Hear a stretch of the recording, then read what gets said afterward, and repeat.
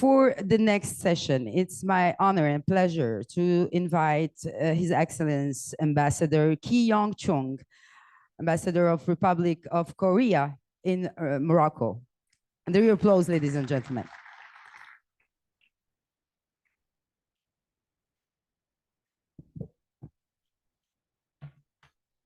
Excellencies, esteemed colleagues, distinguished guests, ladies and gentlemen, assalamu alaikum.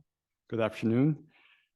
Before I commence, I would like to begin by extending my heartfelt condolences and deepest sympathies to the victims of the recent earthquake in Al Haus province and its surrounding regions.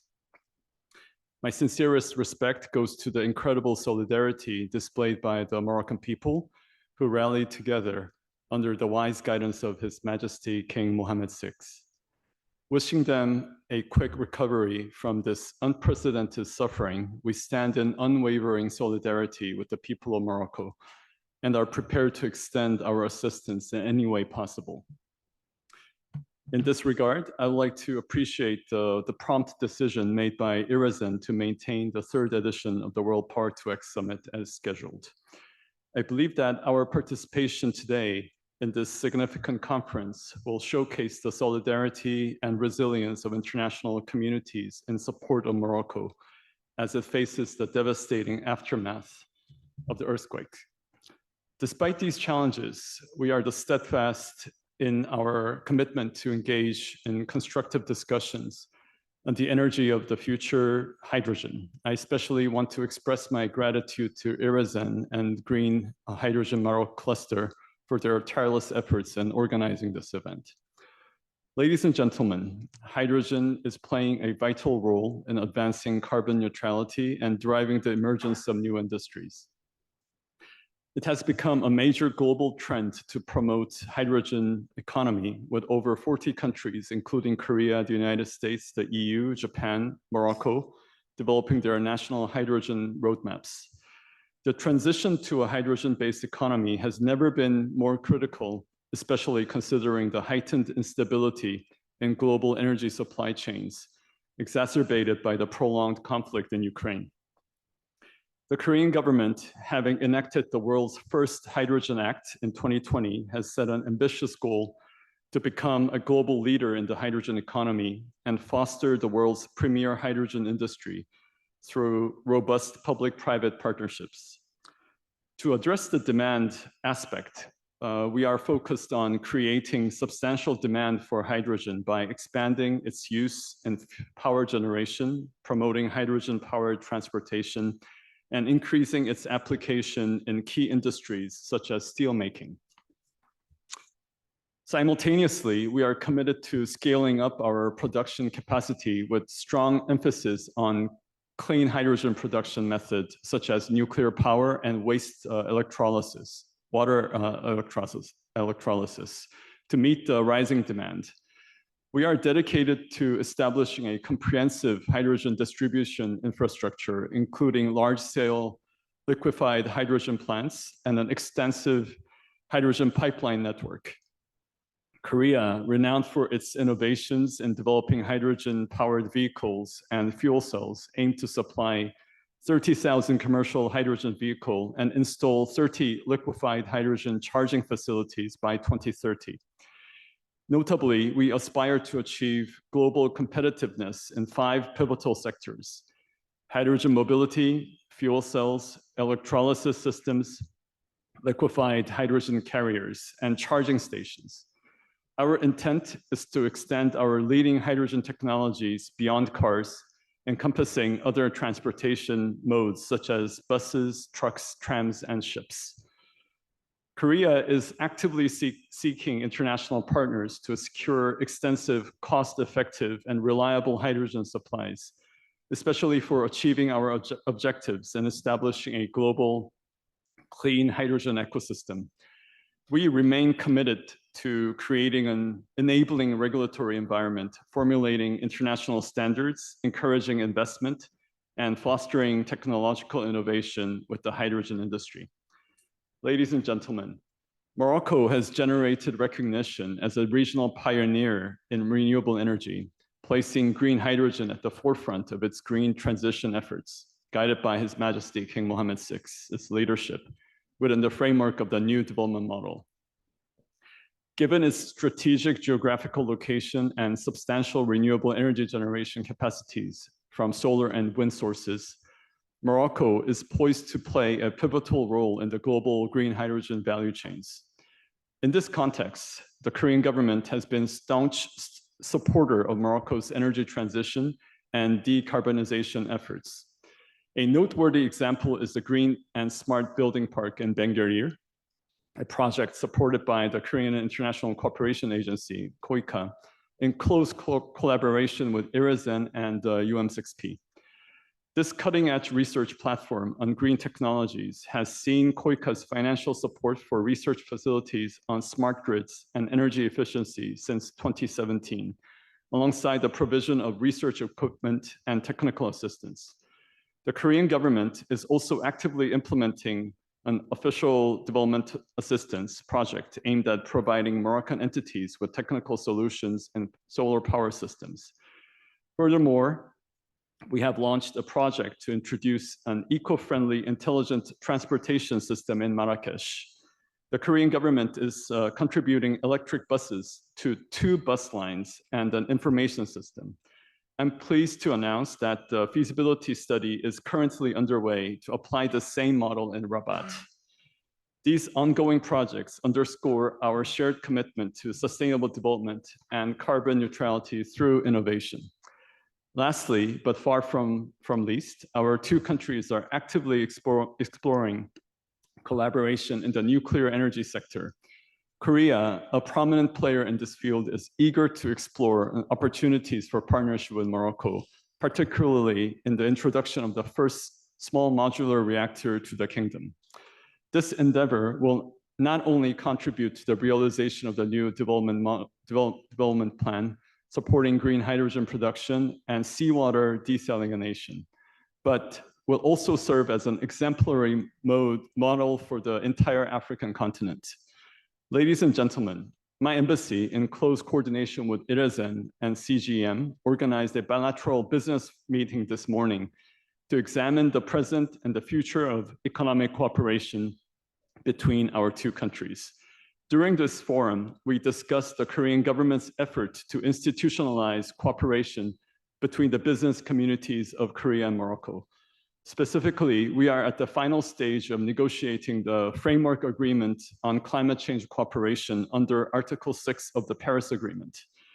This initiative aims to incentivize our business communities to collaborate more actively in the sustainable development of the energy transition sector. A key lesson learned from this morning's discussion was that sustainable development lies at the heart of our continued cooperation. To this end, we are called upon to foster more creative cooperation at every stage of the global value chain, with all stakeholders actively engaged. I hope that today's discussions at the World Power to X Summit will contribute to better preparing ourselves for the global energy transition and to enhance international cooperation. Thank you. Shukran. Thank you. Thank you, Ambassador Chung. I now call on stage His Excellency Jesper Kammersgaard, Ambassador of the Kingdom of Denmark to the Kingdom of Morocco. Their applause, ladies and gentlemen.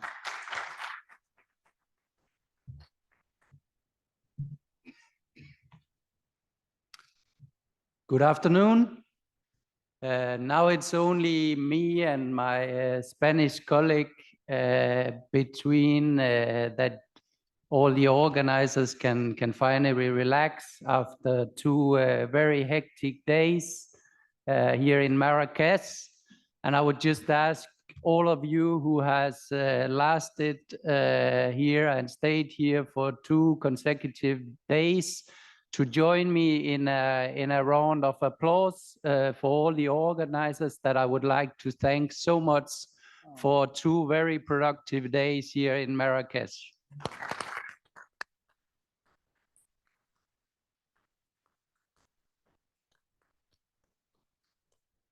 But like my good friend and Korean colleague, let me also start by expressing my deepest condolences and unwavering solidarity with all those affected by the devastating earthquake that hit Morocco last Friday. I'm actually just back from a small village, Transgard, very close to IHSANE up in the Atlas Mountain.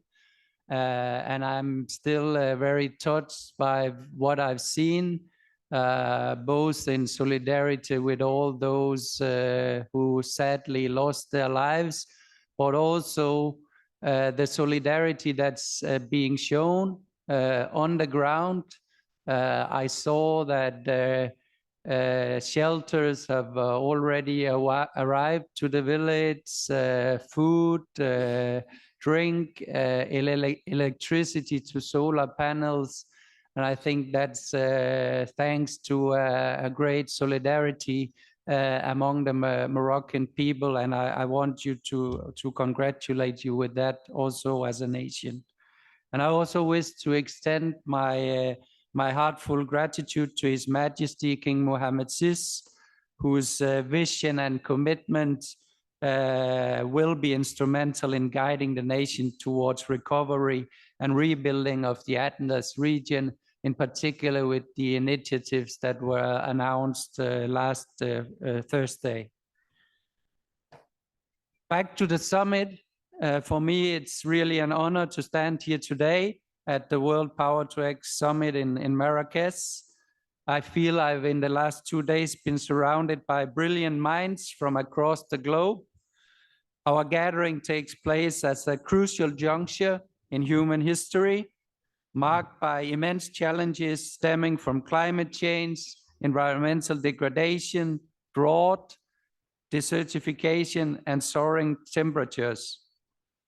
This summit serves also as a beacon of hope, a platform for collective action towards a more sustainable future. Here we witness numerous individuals and companies stepping up, demonstrating leadership, innovation, and courage in the face of these global challenges. As the Danish ambassador to Morocco, I take immense pride in sharing Denmark's commitment to combat climate change. We've enacted a pivotal law that outlines 2 crucial and relative easily communicable goals: a 70% reduction in greenhouse gas emissions by 2030 and achieving carbon neutrality by 2050. And Denmark is very resolute in its mission to transition to a fossil-free energy system by 2050. However, the main reason for our presence today can be attributed to Morocco's ambitious green strategy. Morocco's journey towards sustainability is nothing short of inspiring. I participated also in the summit last year, and I clearly sensed yesterday that progress has been made and we are on a different page compared to last year. King Mohammed VI has been very resolute in his commitment to launch and ask the government to prepare for Morocco for green hydrogen. Such a plan has the potential to place Morocco in a pivotal position as a regional leader, but also position it as a key player in the African hydrogen sector. And it's a very important signal in the preparation of the offer from Morocco, which I'm sure will demonstrate that Morocco remains in the driving seat when it comes to the development of green hydrogen in this country. In this endeavor, Denmark is ready to join hands with Morocco in achieving its ambition. Denmark We like to think that we are very well known for our competencies in renewable energy and sustainability, and we see Morocco's commitment as an opportunity for collaboration and partnership. Allow me just to highlight a few remarkable projects that are of interest to such a partnership. Copenhagen Infrastructure Partners and their Energy Transition Fund is the largest dedicated clean hydrogen fund globally and has 6.5 gigawatt of electrolyzers in its base case portfolio. In Denmark, in collaboration with industry leaders like Arla Foods, Scandinavia's largest dairy cooperative, CIP has made a significant investment in an ammonia plant. This plant's purpose is to produce green ammonia, vital for fertilizers, contributing to the long-term sustainability of agriculture. And the overarching goal is to make Denmark self-reliant in ammonia production by the end of 2026. Equally vital is CIP's collaboration with AP Møller Capital in Morocco. Together with Morocco, they are keen to launch an ambitious Green Atlas project in the Gulmin Ut-Nun region. This project aims to produce green ammonia or green hydrogen, catering to various transportation and energy needs, encompassing the entire value chain, including solar and wind energy generation, desalination, and electrolysis facilities. Another key player in Morocco from the Danish side is Maersk, who is operating the port in Tangier and is the world's largest shipping line. The shipping industry holds immense potential for Power-to-X to act as a transformative game changer, responsible for 3% of worldwide greenhouse gas emissions. Maersk, a pioneer in maritime shipping, aims to achieve zero carbon emission from its ships by 2040. And actually, this week, Maersk baptized the first CO2 neutral vessel powered by renewable methanol, making it the world's first carbon neutral liner vessel. To expedite their transition, Maersk plans to retrofit existing vessels with combustion engines designed for green fuels, enabling them to achieve zero carbon shipping much sooner. With the new CO2 neutral vessel, Maersk launched also a new subsidiary that shall ensure supply of e-fuels in strategic locations on global shipping routes. Let me finalize by mentioning that it's clear that the demand for green fuels will soon outpace supply. While current Power-to-X technology and green fuels may be more costly than fossil fuels, investing in this field is crucial for a sustainable future. We must scale up our investments in Power-to-X and strive to achieve carbon neutrality as soon as possible. I firmly believe that Power-to-X can play a significant role in making crucial industries like agri-food and shipping carbon neutral and sustainable. The era of mere talk and promises has passed. Now is the time for decisive action. We must collectively fulfill our responsibility to create a sustainable future. It was humanity's action that led to these challenges, and it will and must be humanity's actions that resolve them. Let us unite and embark on this transformative journey together. Thank you. Thank you, Ambassador Kamersgaard. Thank you for this very inspirational speech. So I don't.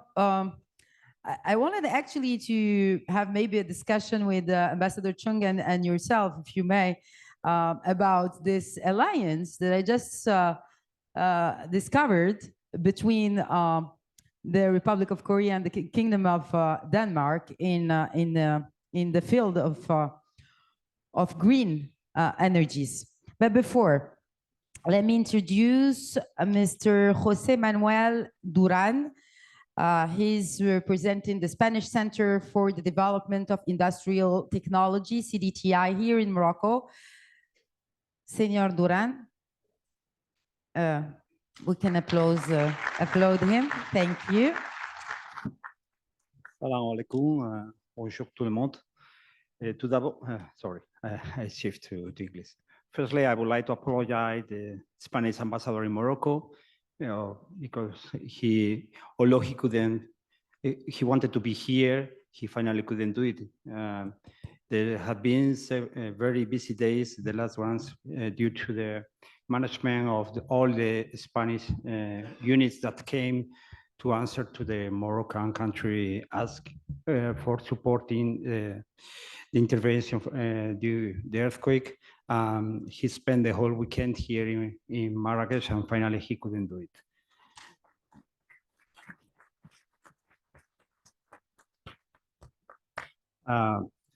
We were glad of helping our neighbor country Morocco in this such unfortunate situation, but it was a pleasure for us because you are our neighbor, our friend, our brother. Besides, I would like to express our Spanish embassy condolences to all the casualties, relatives, and all the Moroccan population. Because he expected to be here until the last minute. That's why I don't have a speech. So that's the good news for you. You But don't I always have questions. You don't want to suffer me longer.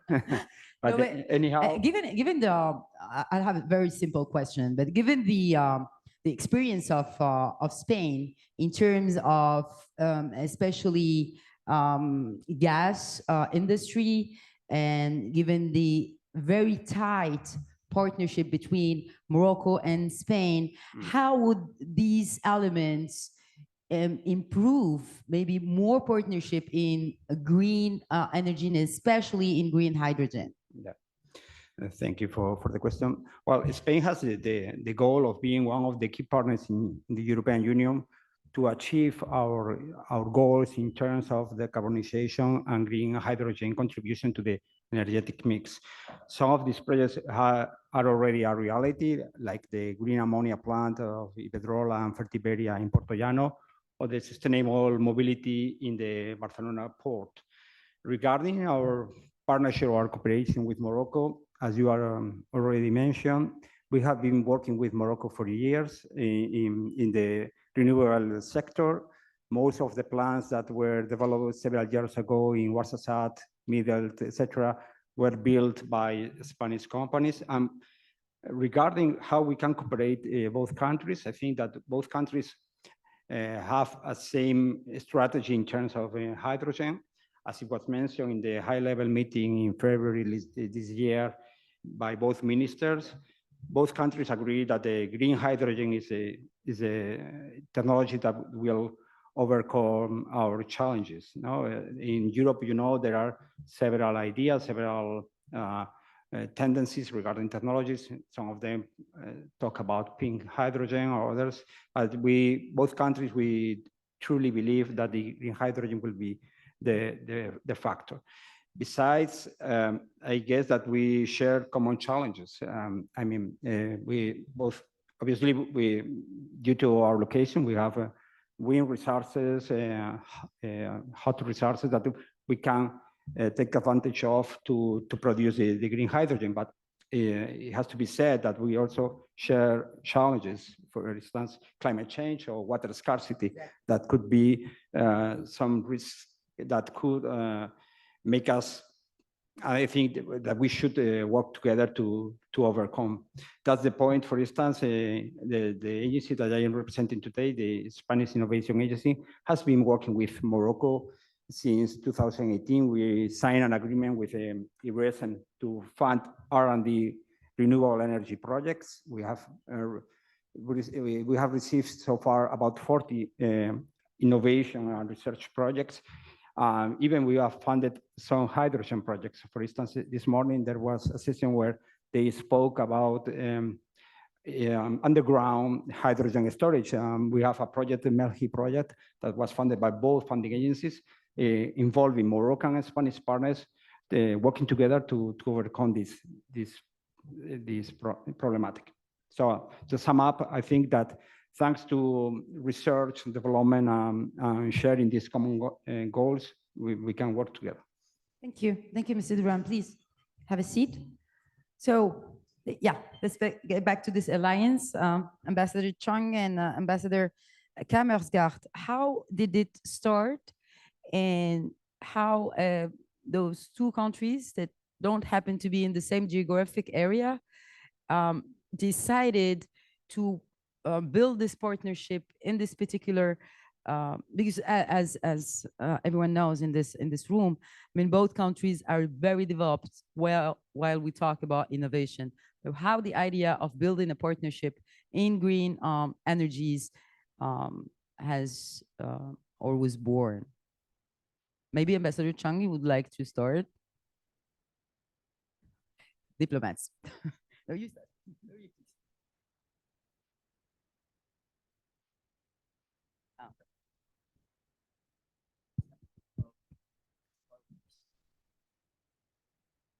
Well, thank you. I actually thought quite intense on the part of the organization, organizer to bring us together for that reason, but I guess not.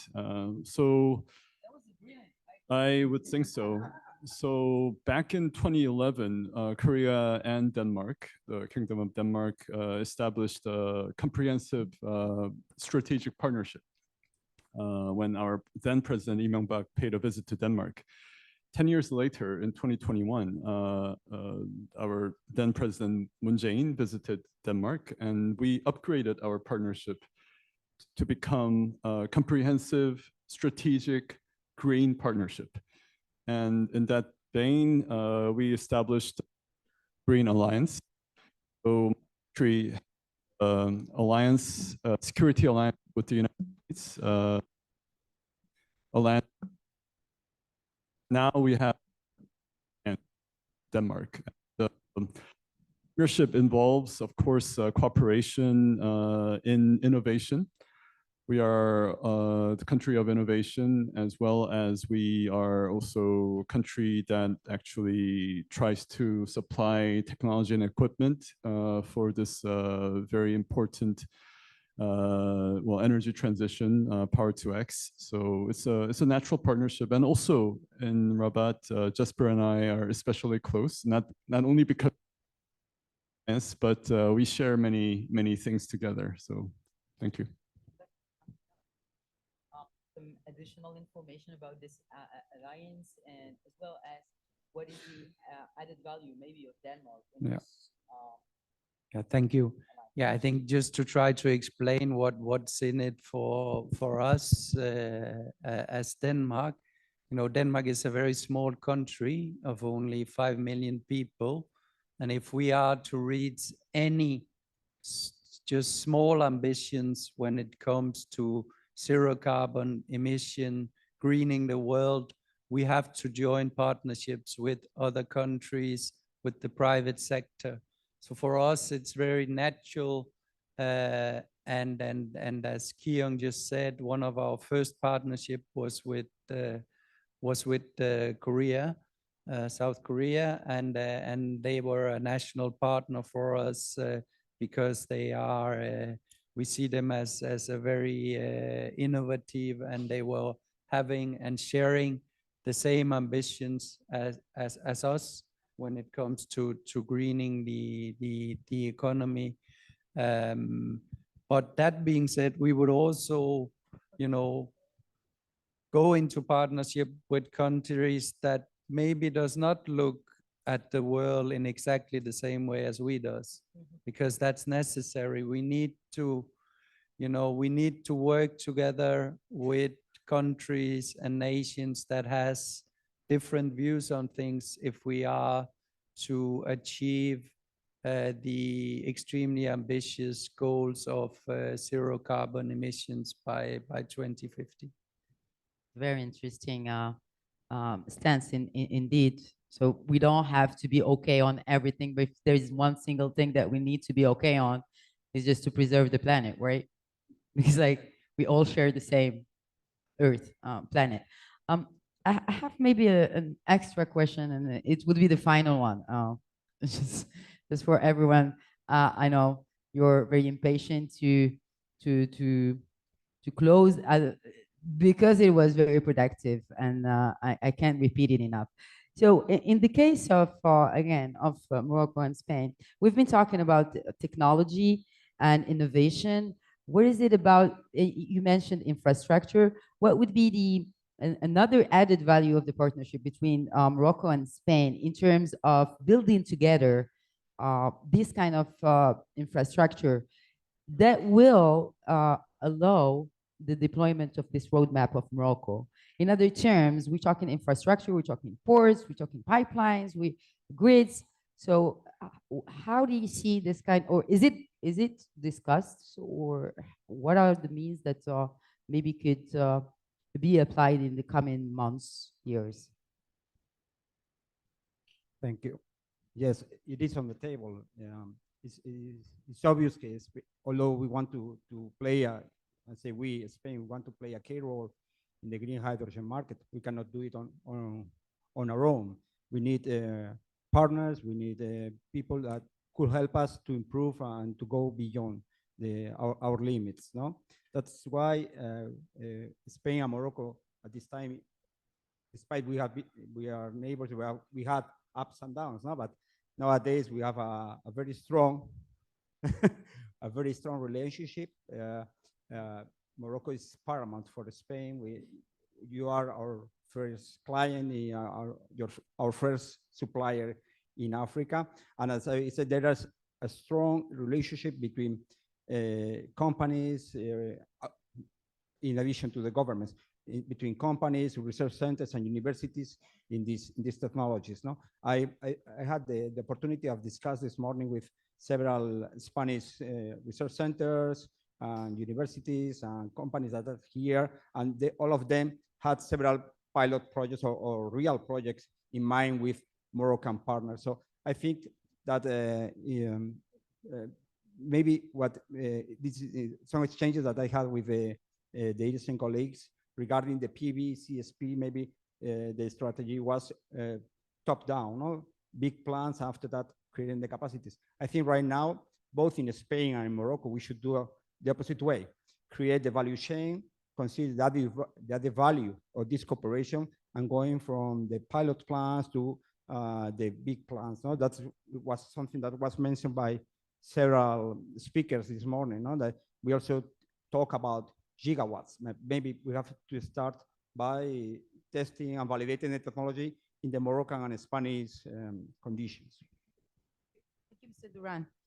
And my extended thanks again to the ambassador of the Kingdom of Denmark, and as well as the ambassador of the Republic of Korea to Rabat. Thank you for taking the time to share your experience and share also your perspective of the collaboration, of the partnership between Morocco and your countries, as well as your stance representing his ambassador, His Excellency, the Ambassador of Spain, to Rabat. Thank you so much. Thank you.